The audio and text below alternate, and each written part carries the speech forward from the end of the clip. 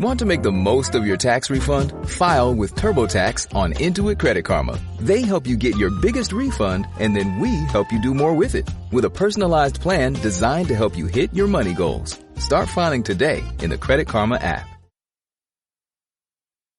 The James Golden Show. Entertaining and informative on the Red Apple Podcast Network. We have a distinct honor right now to introduce you to somebody that millions upon millions of you already know.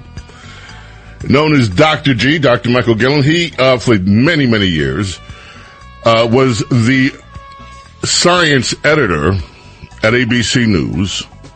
You saw him regularly on Good Morning America, Nightline, World News Tonight. Also, those of you, the History Channel, Where Did It Come From?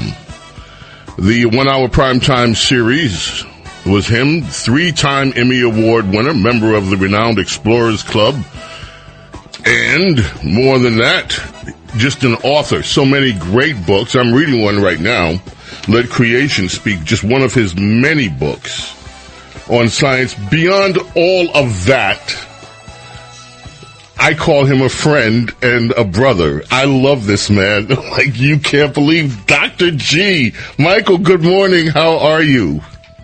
James, the feeling is entirely mutual, my friend. It's been too long, man. I'm just so looking forward to this. Thank you for having me on your show. Looking forward to our conversation, brother. Gosh, almighty. Man, I decided, I was telling your wife, I was telling your wife, by the way, who's just also incredible and an author. We talked about her Christmas book and we have it here.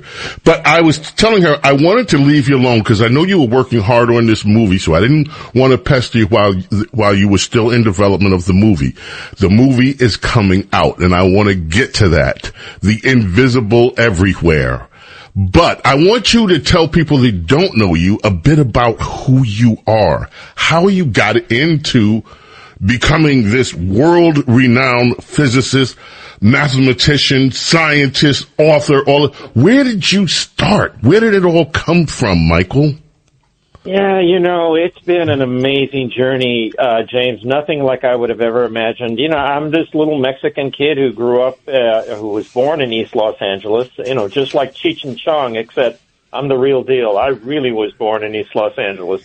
And, fell madly in love with science in the second grade. I remember my teacher, Mrs. Cook. I don't know what she said, but man, I just fell head over heels in love with science, and I dreamt of becoming a scientist. And that dream took me to UCLA, then to Cornell, where I earned a PhD in physics, math, and astronomy. And then beyond that, by the grace of God, I got to teach physics at Harvard for like 8 years, won the Distinguished Teaching Award there for 2 years. And really that meant a lot to me because, I think at my heart, James, I'm a teacher.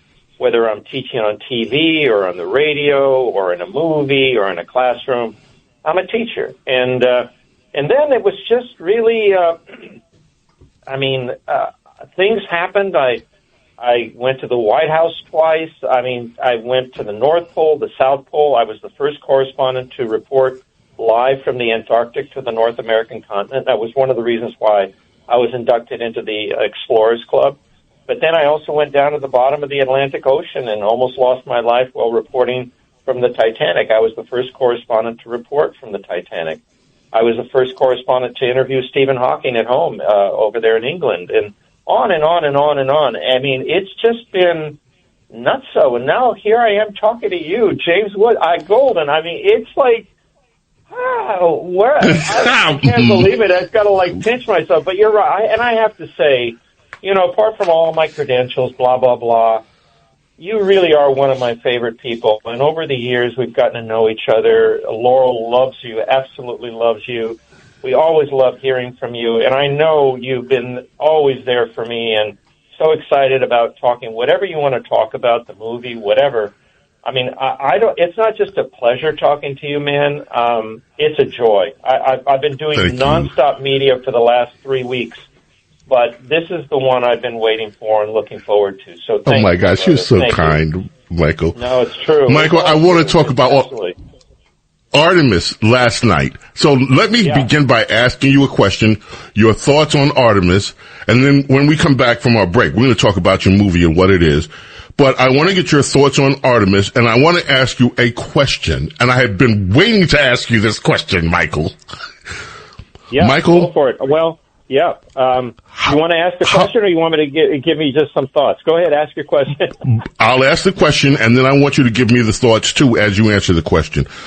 Michael, how far is the moon, and how close is the moon?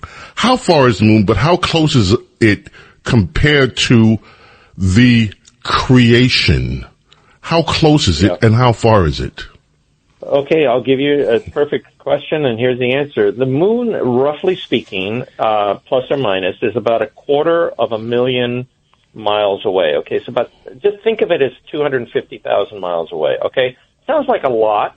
But when you think of what the radius of the universe is, it is 270 billion trillion miles.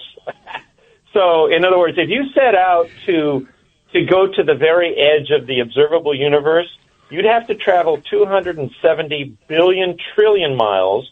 Now, think about this. It took Artemis 4 days to travel 250,000 miles.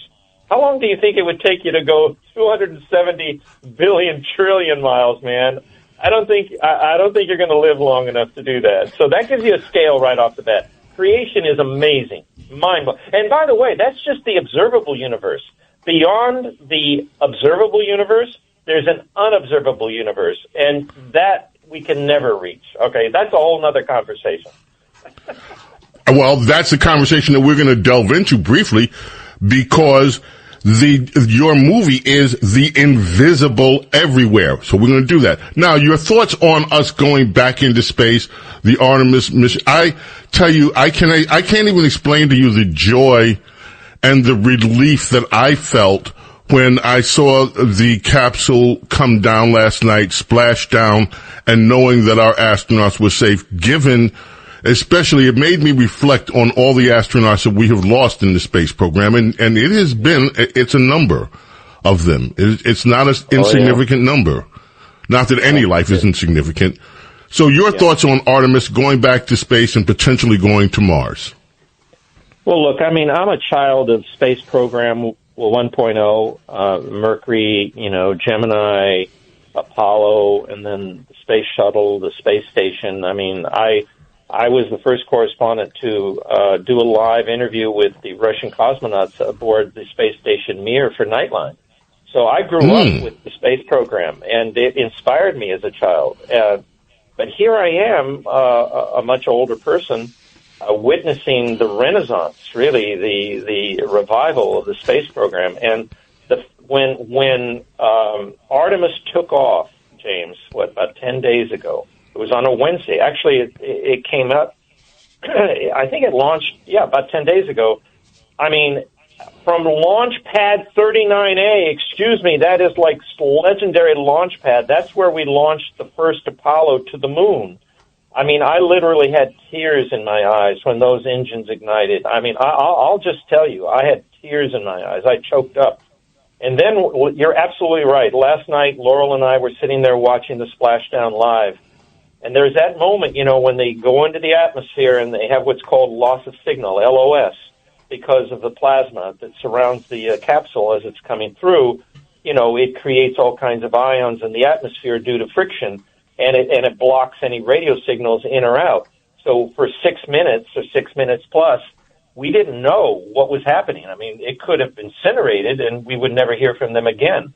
And so when they acquired the signal, AOS, acquisition of signal again, and they said, Houston, this is integrity. It was like, oh, thank you, Lord. And then you see that beautiful image of it just splashing down just outside of San Diego in the Pacific Ocean. Man, I mean, you have to have a heart of stone not to react to that emotionally. It was emotional, and I'm excited about going back to the moon, but I wish we had gone back, 50 years ago, James. I mean, but let's not dwell on the negative. The positive is we're back. But something, there is a positive in that. It had gotten so, people stopped watching. Because like, okay, we're doing that again and again. Now, because of this tremendous gap of over a half a century, this is the first time a new generation of people are seeing what is possible. And it is a great thing. Doctor, you were an atheist. You're not. And you have a new movie, The Invisible Everywhere. Michael, tell us about your movie. Tell us why, what it is. Yeah, well, in the last segment, James, we talked about this crazy journey that I've taken as a scientist, but it got even crazier because when I fell madly in love back in the second grade, I figured, well, any self-respecting would-be scientist should live by a really strict motto, seeing is believing. If I can't see something, I'm not going to believe it. And so I lived that life, and then as a teenager, I must have been late middle school, early high school, I taught myself the special theory of relativity, and it was a real kind of mic drop moment for me because I discovered that Einstein's theory was saying there are actually hidden worlds out there, invisible worlds in space-time, and it blew me away. And I talk about that in the movie. The movie basically is my journey from atheism to believing in God, and more than that, it's a journey where science shattered my atheism and opened my eyes to the existence of God. So that's what the movie's all about. But when I discovered that Einstein's theory was telling me that there are hidden worlds out there, how could I still live by the motto, seeing is believing, if I can't see these other worlds? And so I had to ditch that motto. And in the end, I discovered that the real motto I needed to live by was believing is seeing. So, for example, if I didn't even believe in the scientific method, there's no way I can prove to you that the scientific method leads to reliable truths.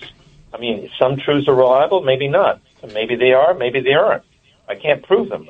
Science can't prove any of its major theories. All I can say is that these theories are consistent with the current evidence. So my whole world was kind of turned upside down, and it was all because of science, James. It wasn't some preacher. It wasn't anything. It was just science pointed like a giant finger to the existence of God, and that just shocked me. I didn't expect that, and that's what this movie's about. Okay, what is the invisible everywhere? Well, when I got to grad school, I discovered that there is the observable universe, which we talked about last time, which has a radius of about 270 billion trillion miles, right? But beyond that, beyond what we call the cosmic horizon, there is an invisible universe whose light we can never see. It's just permanently and 100% invisible to us. But the real shocker for me was that the observable universe, when you look up at the night sky and look at the stars and the galaxies and you go, ooh, and awe. Well, I learned in grad school that 95% of the observable universe is actually not observable. It's invisible to us in the form of dark matter, dark energy. And so here again, it was a real blow to my motto, seeing is believing. And it wasn't just that. It was just a gradual erosion of all the things that I once believed that were no longer true, that pointed to the existence of God. So, for example, what is human consciousness? We talk about the brain. The brain is located between our two ears. That's easy. I've held a human brain in my hand. But what about the mind? The mind is very different. Where are your thoughts located? And people for many years thought that the brain generated the thoughts through electrical activity, the neurons. Well, we know better now. We know now that when people flatline, when their brain is dead, their mind keeps working. It's called terminal lucidity. And I interviewed, in the movie, I interviewed the world's leading expert, Dr. Bruce Grayson, on near-death experiences. And he was raised an atheist. And he has discovered that, yes, something lives on. It's called persistence of consciousness, that our minds, our spirits live on after we die. So all of this just conspired to point to God. The other thing is, are we alone? Or there's other life in the universe? Why is the universe wired for life? Is that a coincidence or not? These are questions I deal with in the movie. And when you see the movie, if you approach the movie with an open mind, you're going to see what happened to me as an atheist. So when you sit down and watch the movie, you're introduced to me as the atheist. And then little by little, minute by minute, over the course of an hour and 20 minutes, which is how long the movie is, you will see how modern science gradually eroded, shattered, thoroughly demolished my atheism and revealed the existence of God. It's not me preaching. It's not my opinion. You will see for yourself what modern science did to me. It turned my life upside down. And that's what makes, I think, the movie so exciting. It's not preaching. It's just all about what modern science has to say about these deep questions. It is truly a remarkable story. And where can people find your movie, The Invisible Everywhere, Michael? Well, because I have followers all over the world, I didn't want to just go with theaters. I did that with my previous movie, Little Red Wagon, which is distributed by Lionsgate. This is a very unconventional movie. So all people have to do, wherever you are, whoever you are, whatever you believe, whatever you don't believe, just go to theinvisibleeverywhere.com. Theinvisibleeverywhere.com. It'll take you to a box office. You can rent the movie, buy the movie. You can host a screening, just like you would any four-walled theater, except that this is worldwide. Whether you're in Hungary, Thailand, the UK, wherever you are, you can watch the movie right now. Theinvisibleeverywhere.com is where people can find this remarkable movie. Michael, our time is running out, but I have to just say up front, number one, I have to have you back now that your movie's done, because we have other things to discuss. This idea of consciousness, there was another scientist who said that human consciousness comes from another dimension. And then when you start talking about it, and we've talked about this before, these ideas of the invisible everywhere, they pop up in ancient writings from mystics. They pop up everywhere. In fact, there's so much of science that gets reflected in writings that people have just totally overlooked. And it all sort of connects. So, Michael, I want to thank you. It's theinvisibleeverywhere.com, and you will come back and join us again, please. It'll be my honor. God bless you and your listeners, James. You are amazing. That's why I love talking to you. You have a mind that is just amazing. God bless you. Until the next time, man. God bless you, Michael, too. I just love it. Folks, he is just such a gem, isn't he? He's just so wonderful. Dr. G. I love this man so much. The movie is The Invisible Everywhere. And I'll tell you what, a journey from a scientific atheist to a believer. Science proves the existence of God. It is remarkable. The James Golden Show on the Red Apple Podcast Network.